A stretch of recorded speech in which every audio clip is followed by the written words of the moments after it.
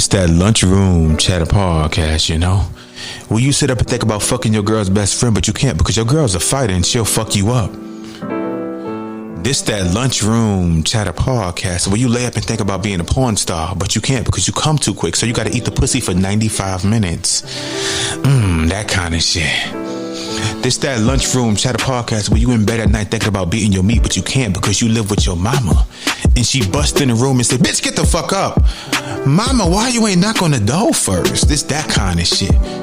Where you can be yourself, where you can relax, where you could put yourself into the mind of another nigga. So stay tuned. Let's get this shit poppin'. Lunchroom chatter podcast, baby.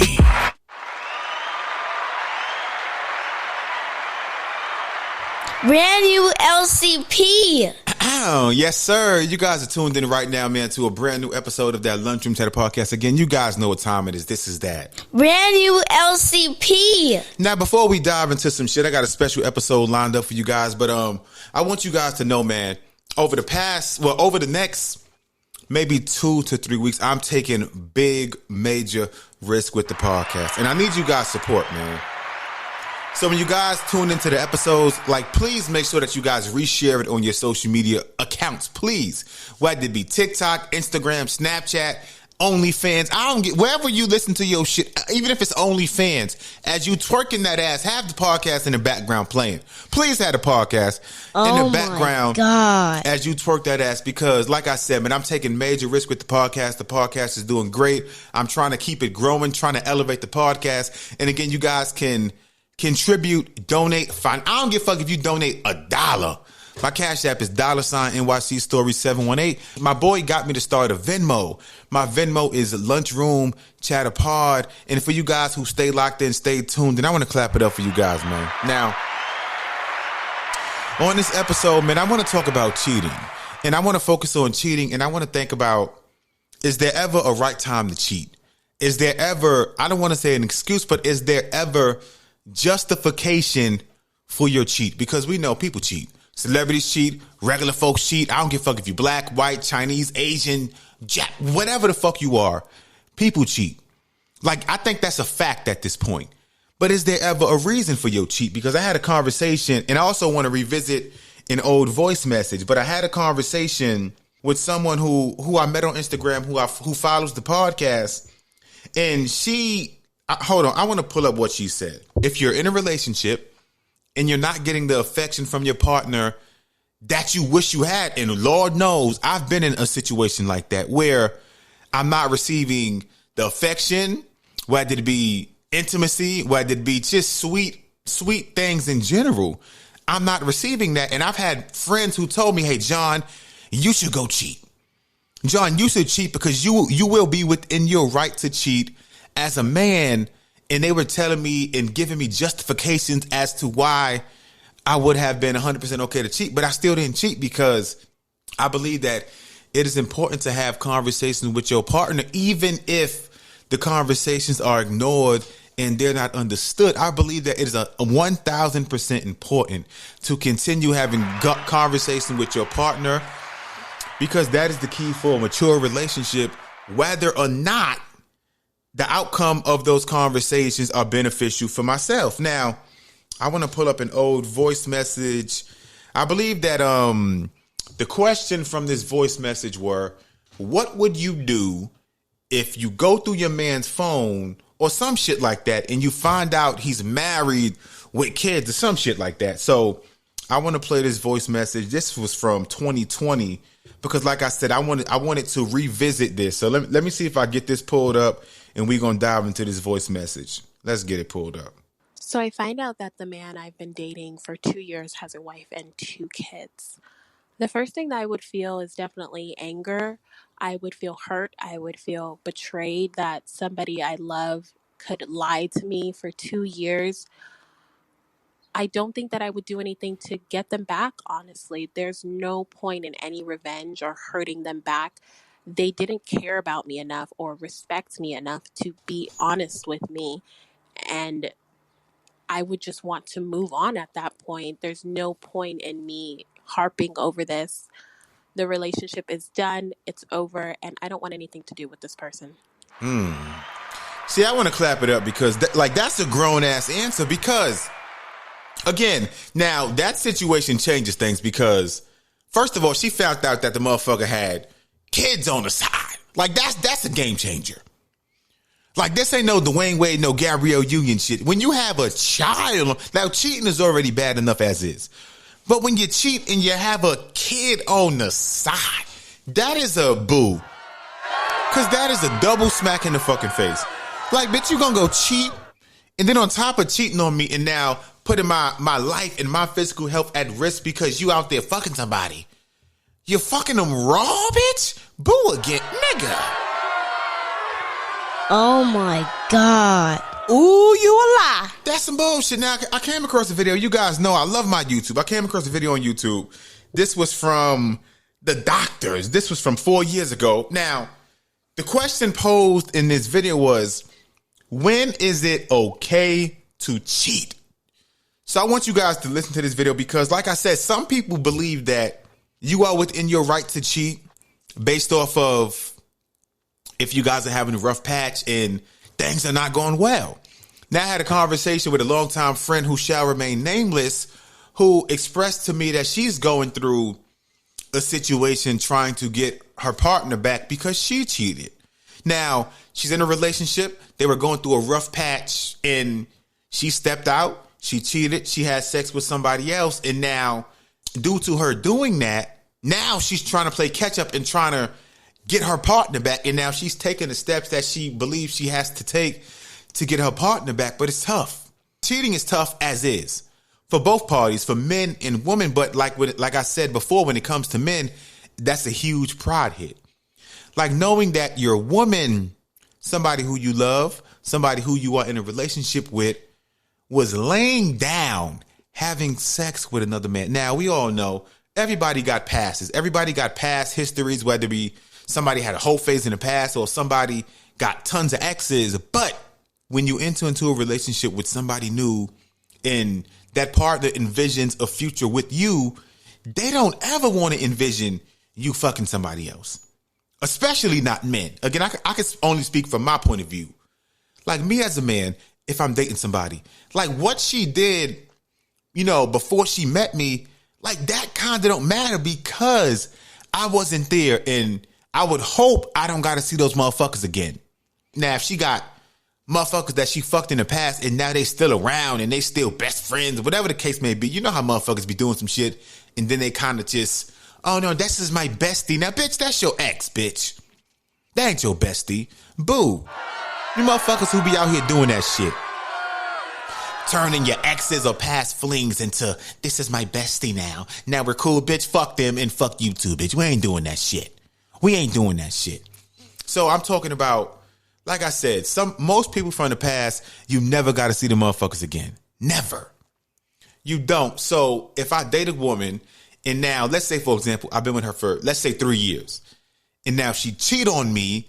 Now, I don't give a fuck if the nigga lasted 2 seconds. You laid down and he had premature ejaculation and he nutted in 10 seconds. You cheated on me, bitch.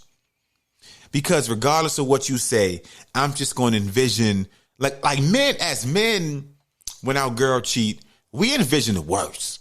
Like you could have just laid down. He could have nutted in 3 seconds, but we going to envision the worst shit. We going to just picture our girl on her knees, getting smacked in the face with a dick, his ball smacking the back of your eyebrow. We just going to envision the worst shit.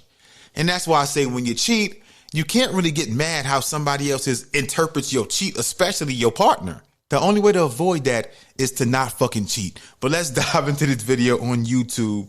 This is from a page called The Doctors. This is, when is it okay to cheat? Cheating, it's wrong, right? Yeah. But could there ever be an exception to the rule? One wife in Kentucky says there can be, and it actually made her a better wife. In an anonymous interview with the New York Post, the woman admitted to cheating after 24 years of faithful marriage. But why? Well, she says that her husband has Alzheimer's disease. She says he didn't know her anymore and she had become merely a caretaker. The affair, she claims, made her a better wife, a better caregiver. And what's interesting is she actually proactively had gone on to Ashley Madison, said she was looking for playtime with a smart, professional, educated man, and acknowledges she could have never imagined cheating, but that this experience has now allowed her to take on role of caretaker, but a lot of negative reactions, a lot of positive reactions to this online. Well, you're a happily married guy. You take it seriously, and we took that vow in sickness and in health. Right. You're happily married as well, but, you know... She was sick of not getting none. Yeah. You just made the right diagnosis. Right. I mean... Well, and that's a good point. Right. I mean, and especially with a disease like Alzheimer's, it wreaks havoc emotionally, physically, cognitively, so then you don't really have a partner anymore. And I think that's this woman's justification. And as a caretaker, they suffer their own mental health consequences. They're depressed more often, 35% anxiety, 44%, and 30% of marriages with ill spouses do end in divorce. So I think she was trying to save her marriage in her mind. Oh, no. He essentially was gone. I mean, he's alive, but he's not there. He's not there the way. So this is a tough one. I was thinking about it when I heard the topic, and we say through sickness and through health. Right. But you still got to be human. The most important thing is self-preservation. You have to be happy first. Right, and is he being hurt? He's not aware that anything's He going might be on. into it. We just don't know. You can't undermine the fact that this woman has taken on the role of caretaker when she could have cut and run. Yes. And that's, to me, that's where the loyalty comes in here, because you have to ask yourself, what would be worse? Her saying, you know what? Sorry, I'm gone. Yeah. That is worse. And she has stayed, and she has stayed faithful to her role as caretaker. What was the guy that she found? What was it? Professional. He was a plastic surgeon on a show called The Doctor. Come on, John. Don't throw me under the bus like that. I'm a happily married guy. I am too, right. I'm married, happily. Good. No, but I hear you, Dr. Travis.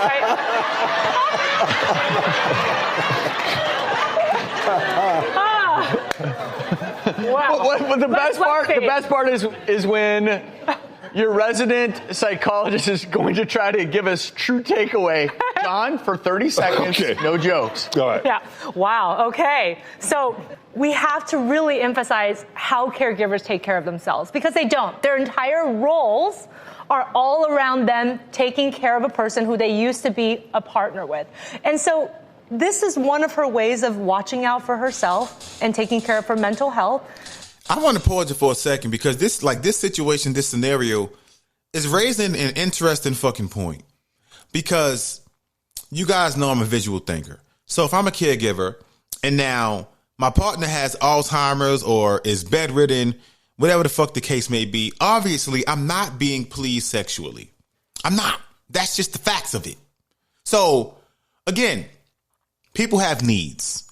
And this brings up an interesting point, and I might call up Dewan for this question, because it brings home an interesting fucking point and something that I really, really want to have a good conversation on. Because if you're a caregiver now, and let's say, for example, you have a high sex drive, but now you can't have sex with your partner for like whatever the case may be. They're sick, they got Alzheimer's, or there's other physical ailments going on to where you can't enjoy the sex that you want. Is it wrong for you to step out? Or like, do you got to sit back and wait for your partner who is sick to pass away and die before you get pleasure? Because they might live another 4 to 5 years, depending on how sick they are. And then you got to sit there and not be sexually pleased for 4 to 5 years, or find some type of other means to pleasure yourself. So is it wrong to step out? Great question. Great question. I probably got to call up somebody. So necessary. Most caregivers don't even think about it. Let me ask you guys a question. This is the Alzheimer's patient. We talk about that. It's the family. It's the caregivers.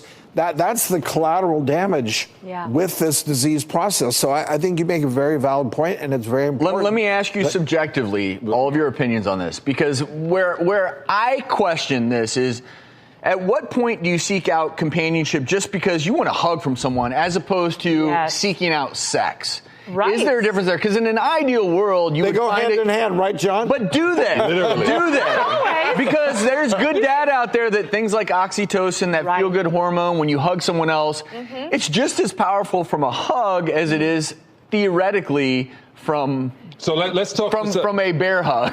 So let's talk to somebody who's been married for 24 years. One, it's the craziest thing to put yourself together with somebody you don't really, you know them, but think about their life. Because so many people run into a situation that you have from childhood. You got to deal with that once you get married that they didn't tell you about, or all these different pieces. Is the most important thing is to be happy on the planet while you're here. And if your mate believes that your happiness is their happiness, then they wouldn't have a problem with you doing something. Yes, sir. Welcome back, man, to the LCP podcast. I hope you guys enjoyed that video. LCP. Now, like I said, man, I kind of want to call up somebody. Now, everybody's at work at the time I'm recording, but now, I always call up DeWine because she's a lawyer, so she kind of makes her own schedule. So anytime I record, I know it's a very high chance if she's not in court, she's going to be free. Now, so the question I want to ask her, or whoever I can get on the phone, is, let's say, for example, you're in a relationship or you're married and your partner, let's say, for example, they get injured bad in a car accident or they have Alzheimer's or some condition to where they are now bedridden. Would you go cheat because you are not being sexually satisfied, or would you sit and wait and still be that amazing committed partner who sit and waits and has hope that things are going to get better? So we're going to take a quick break. I'm going to figure out who to get on the phone, and we're going to come back. You know what time it is. Your man John A. Shows. This is that. Brand new LCP. I'll be back in a second.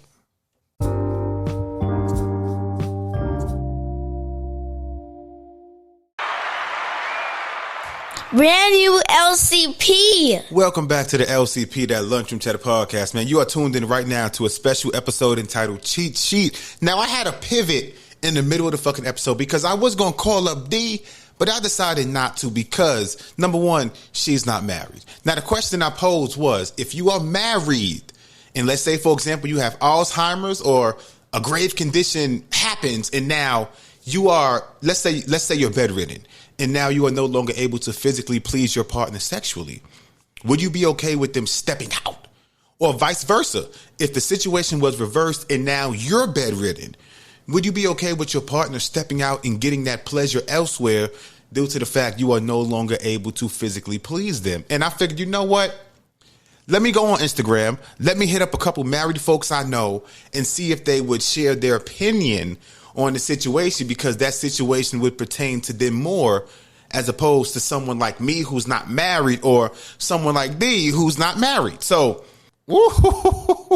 I got about 5 to 6 voice messages. We're going to dive through, of course, as some of them are lengthy.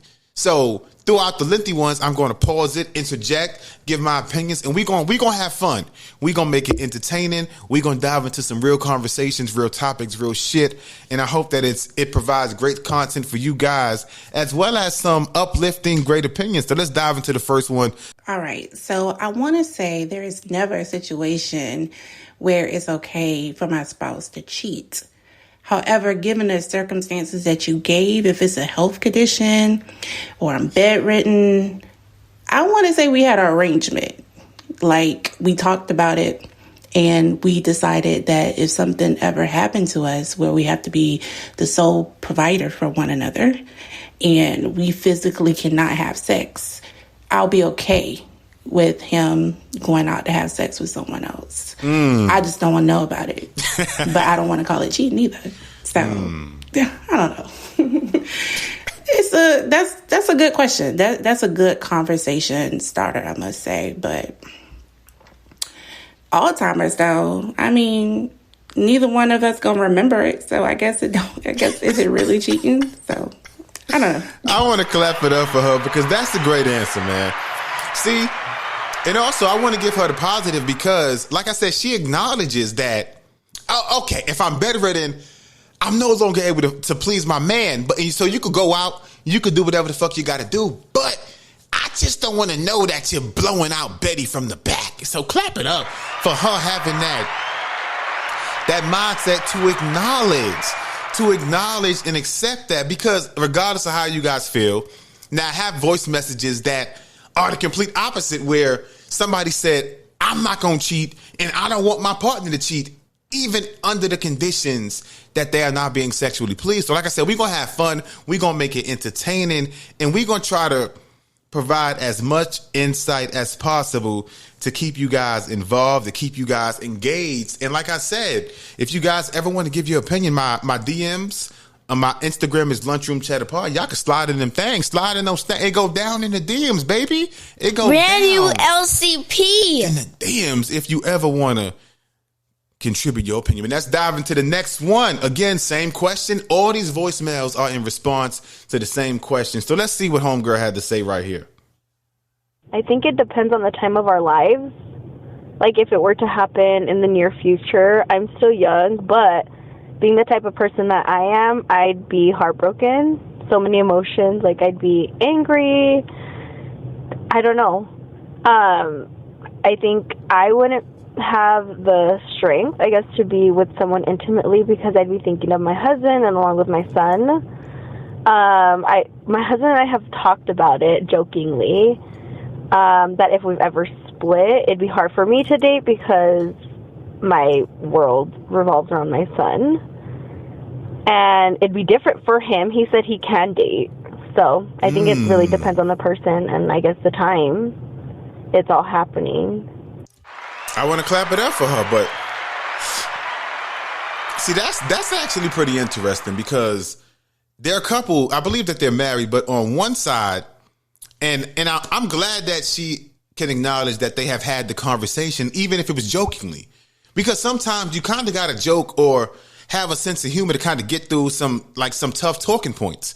So clap it up for them at least having a conversation, because a lot of couples don't have that conversation because, like I said, man, when you wake up every day and you know your legs work, your arms work, you just envision that your whole fucking life, your body part gonna work, that you're gonna be able to walk, you're gonna be able to move your arms every fucking day, but you never know what might happen. You might go outside, go to work, get into an accident, and now you're paralyzed from the waist down. Of course, God forbid.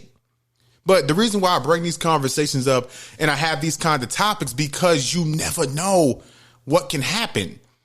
You never know, and that's why it is extremely important to have these conversations, so that in the sheer circumstance that some shit like this happened, it was talked about beforehand, so there's no ifs, ands, or buts about what somebody can and can't do.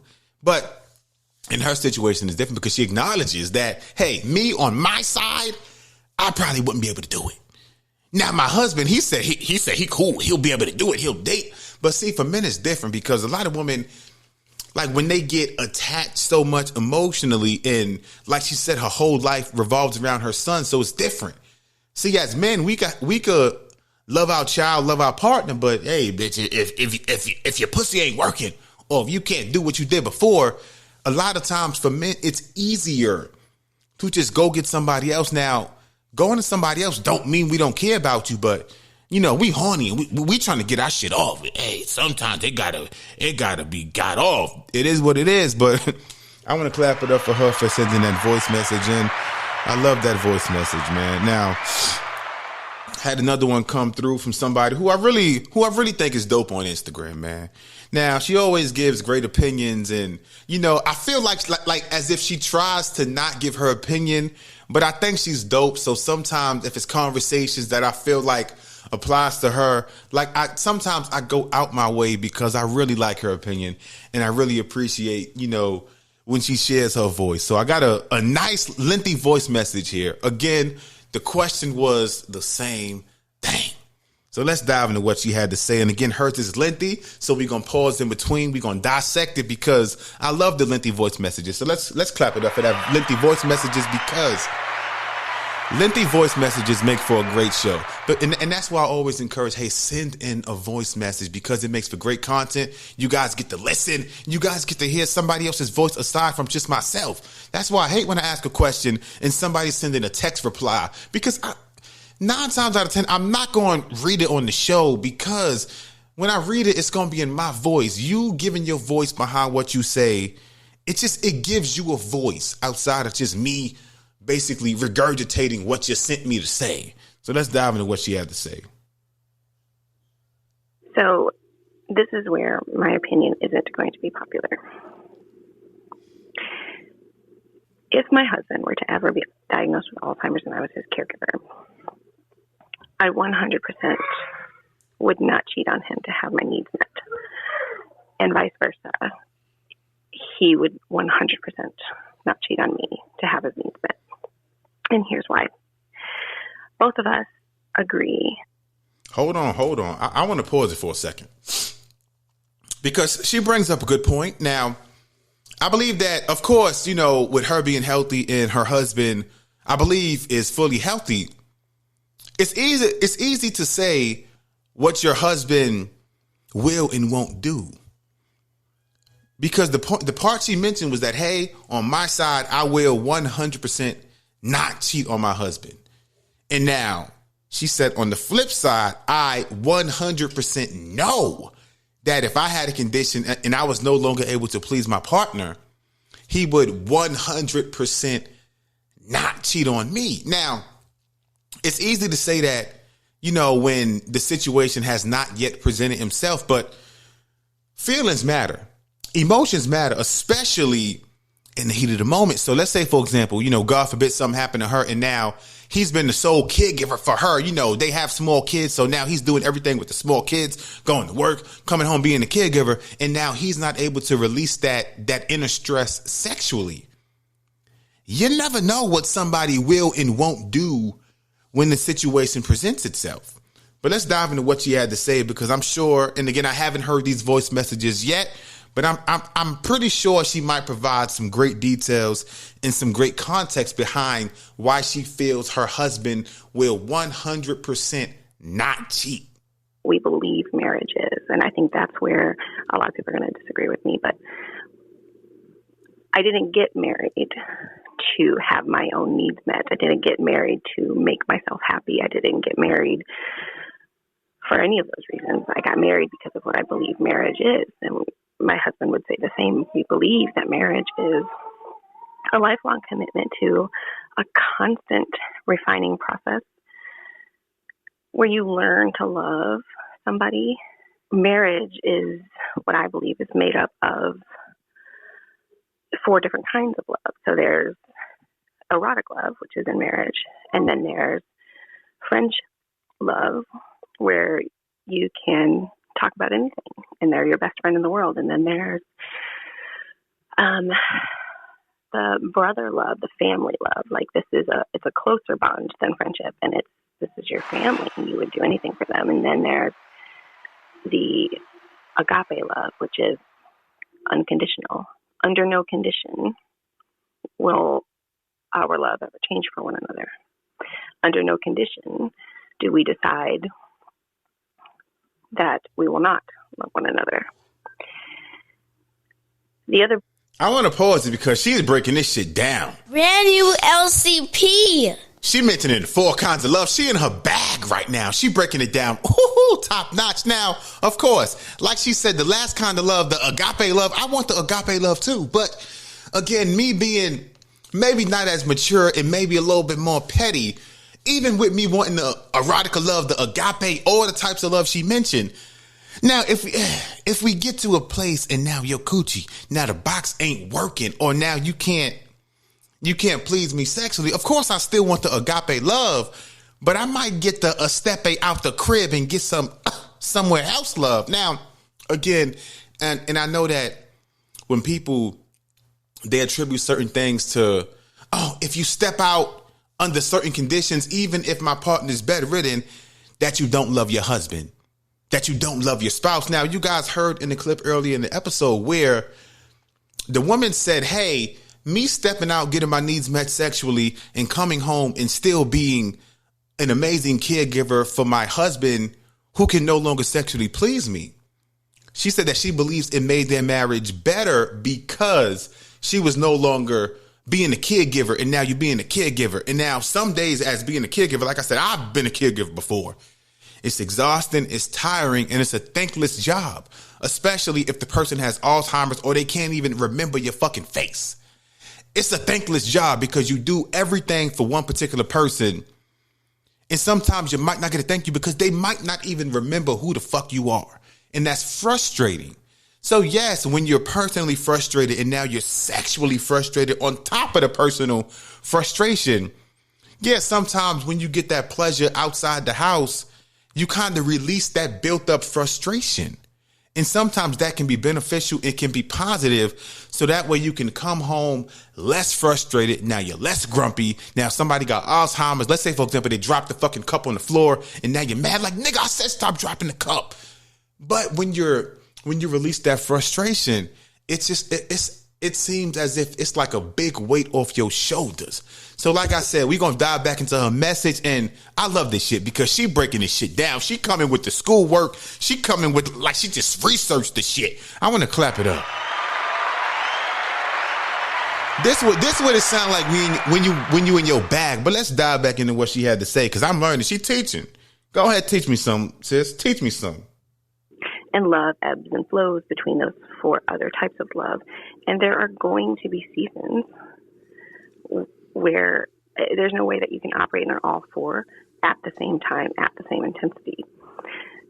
A life together means your marriage has to be strong in all 4 of them because your marriage is going to go through phases where one of them takes a front seat to the other one. And we've actually already been in situations where our intimacy had to take a back seat because I was on bed rest. Like I was on, for the last half of my 4th pregnancy, I wasn't just on bed rest. I also I was under strict instructions that I could not engage in intimacy. So, and there are just going to be seasons of life. We're in the season of life where we're raising young kids and we are exhausted. I want to pause it. Hold on. Because I know how it is because she brings up an amazing point.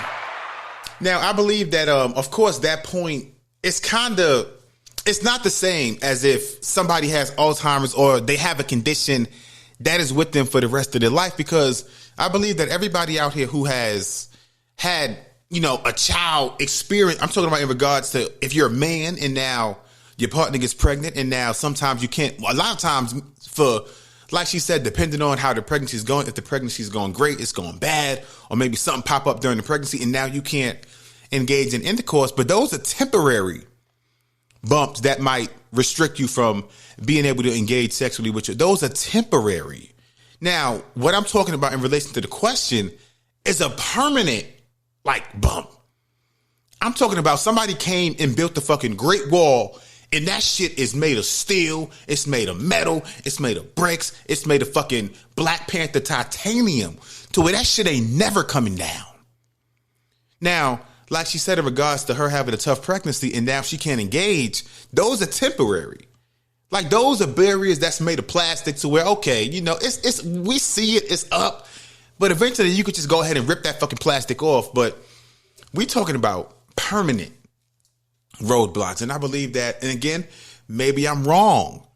Maybe this is just me having a selfish perspective and only looking at it from my point of view, to where I feel as if even the toughest person who is 1,000% saying, you know what, I'm not going to step out. You know what, I'm going to do everything I can to be faithful in 1,000% for the rest of my life. I believe that if you're placed into that certain type of, situation, I believe motherfuckers might step out. But I want to clap it up because that was an amazing fucking voicemail response. Now I believe I got one more. Let me see how long it is. About 2-3 minutes. But I want to dive into this shit because, like I said, you guys are sharing your voice. You guys are letting your voice be heard. And when you guys share your voice, as I said, it makes for great, amazing, entertaining, and as you guys seen with the last voice message, also insightful content. So keep it coming. Y'all know what time it is. This is that what? What this is? Brand new LCP. Let's dive into the next one. Yeah, for me, if that was with Trey, no, it's a non-negotiable. Like my great-grandparents, my great-grandfather, the last several years of his life, he had it and it got really, really bad, and like he was bedridden. My grandmother was the sole caregiver for him, even though my great-grandmother did everything she could for her husband, but she loved him unconditionally, and I think they were high school sweethearts, so they've been married. They were married for over 70 years, and so she never once was unfaithful to him whatsoever. And my grandfather, he has the precursor to that right now, and we know it's going to get worse as the years go on. But even though him and my grandmother are divorced, she was never unfaithful to him at all. So I guess in that aspect, I've never... he is someone, even if he had Alzheimer's right now, I would be there for him no matter what. And even if I had to, and plus the thoughts never even crossed my mind to even do that, because I would be solely devoted to helping take care of him and, family support and things like that. No, he's still my counterpart, so, and my other half, and my best friend, and I'd still talk to him like he was my best friend. And plus, there are other ways for me as a person to fully get my own pleasures without needing somebody else. And plus, I would use that as that opportunity to, figure myself out and do things for myself and how I could. I want to clap it up. 100%. But now. Again, in my opinion, I think that even if you take other ways to pleasure yourself, I think eventually it's going to get old.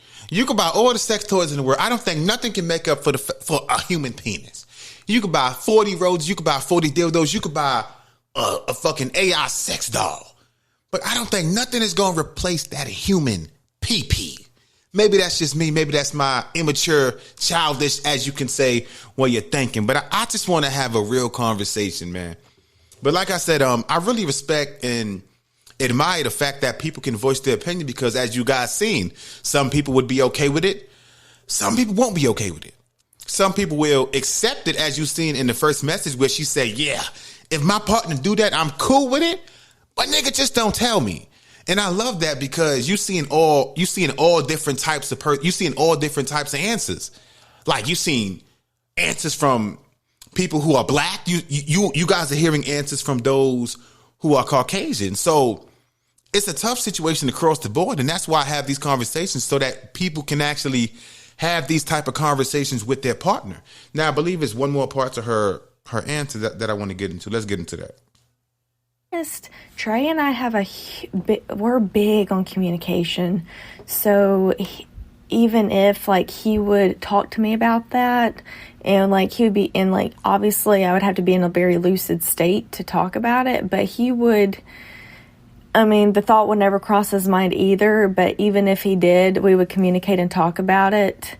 But he would be there for me through thick and thin no matter what, and to him, something like that's a non-negotiable too. So I hope that helps. I love it. Man, shout out to you guys who sent in those voice messages. So you guys just heard in the last voice message, she said that's a non-negotiable. Now, I also want to give a hand clap to, she said her grandparents were married for over 70 years. God damn. 70 years? God, shit. Oh my God.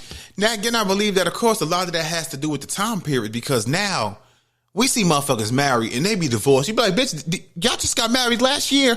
Yeah, I know it didn't work out. Like, motherfuckers give up now so fucking quick. So the fact that you can be married for over 70 years, that is an accomplishment within itself. And I really hope that you guys enjoyed this conversation, enjoyed this episode, enjoyed this centrally focused episode where I provided insight. And like I said, I wanted to raise the question. And you heard one person say in their voice message that they believe that this type of conversation, that this question is a great question because it is a conversation starter. Because like I said, every single day we wake up and we believe that we are always going to be fully functional. We believe that now because, like, a lot of people, they live in the moment. So because, like I said, our legs work, our arms work, we are mentally there in our head. We believe it's always going to be like that. But you never know. All it takes is one split decision or one health condition that you don't, because we don't know what's going on inside our bodies. A lot of us, if we have complicated family history, we don't even know our family's history. Sometimes to where you don't even know. Like I said, even with me, my mom was adopted at birth. I don't know my father's side. So I can have a history, God forbid, of cancer, God forbid, of Alzheimer's. I can have a family history and I don't know shit about it. So I could be 60 years old and now I'm starting to have the onset of some fucking condition that I don't even know is in my family because I don't know my family's history. And that's the part that's scary. But like I said, that's why I try to have these conversations as a conversation starter. So in the chance that a condition like that happens, it was talked about ahead of time and that there's no ifs, ands, or buts or in between in regards to what someone would be comfortable with and what they won't be comfortable with, man. So I hope you guys enjoyed this episode, this podcast conversation. And like I said, man, I'm taking major steps, big leaps with the podcast soon. So I hope you guys just please share the podcast on Instagram, Facebook, TikTok, at work. Just spread the word. Let your friends know, hey, it's a dope independent podcast. He is consistently having great conversations, but also it can get funny, entertaining, and he makes it relatable. Let your friends know so that we can keep growing out the platform. Because as the platform keeps continuing to grow, you guys are going to get episodes on a more consistent basis. You guys are going to get, because like I said, when you guys help grow the podcast along with myself, that takes a lot of things that I do behind the scenes and I can focus solely on recording. But if I have to do a lot of things in relation to behind the scenes and networking, that takes away time from myself recording because I have to do it, especially with me not having a major network and me being independent. I try all I can behind the scenes, in front of the camera, through personality, through laugh, through engagement, to keep growing out this LCP podcast, man. So to you guys who stay locked in, stay tuned in, y'all know what time it is, man. This is that. Brand new LCP. I appreciate you guys for checking in. Stay tuned next week for more content, brand new episodes. Sexiest Man Alive. We out this bitch.